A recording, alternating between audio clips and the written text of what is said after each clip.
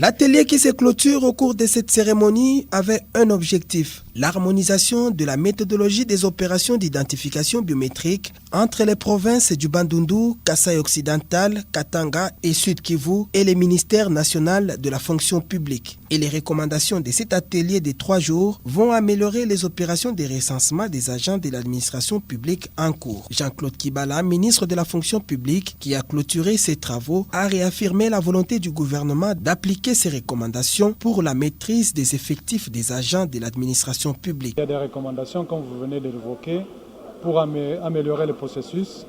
Nous allons les intégrer.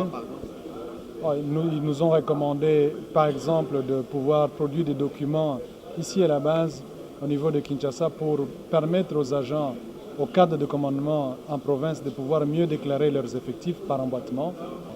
Il y a aussi la question du choix des agents commis au recensement, de faire impliquer les gouvernements provinciaux dans le choix de meilleurs candidats. Et du côté des délégués des provinces, l'on tient à capitaliser les conclusions de cet atelier. Mais la leçon que nous pouvons tirer plus de l'expérience des autres provinces qui nous ont précédés dans l'identification, c'est qu'il y a des forces et des faiblesses.